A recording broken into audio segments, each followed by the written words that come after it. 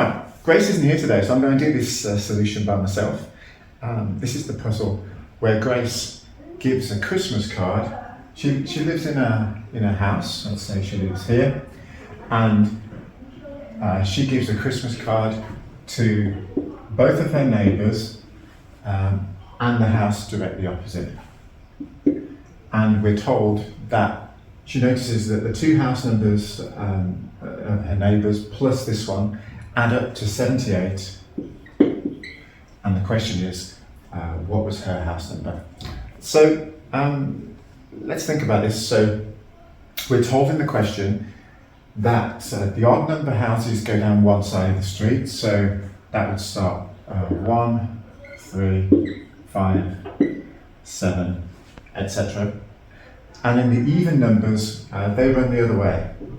So opposite number 1 would be 66, then 64, then 62, then 60, etc. So let's have a think about this.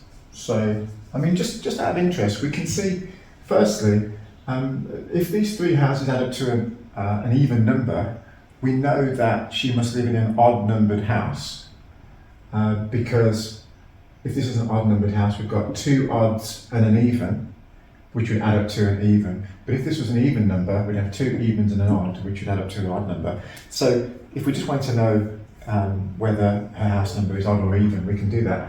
That doesn't actually matter in this question, because what I'm going to do this by setting up a simple little equation. So let's say that she lives at number n. Then this number and this number, they're going to be n plus 2 and n minus 2. That one's going to be n plus 2 and n minus 2. And the house opposite, if you look at the structure of the street, if you notice, every house and its opposite adds up to 67. You've got 1 and 66, 3 and 64, and so on. And that pattern's going to carry on, because these are going to go up by 2 and these are going to come down by 2. So what this is 67 minus n. So now, when we're setting up an equation, we're saying, what can we say is equal to something else? We can say that these three things added together are equal to 78. So I'm going to write down n minus 2 plus n plus 2 plus 67 minus n is equal to 78. Now I can simplify this a little bit. I can say, I'll take that plus n and that minus n, they'll cancel each other out.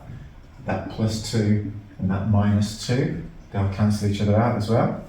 So I've got n plus 67 is equal to 78. So what do I add to 67 to make 78? The answer is 11. So the answer to the puzzle is that Grace lives at number 11.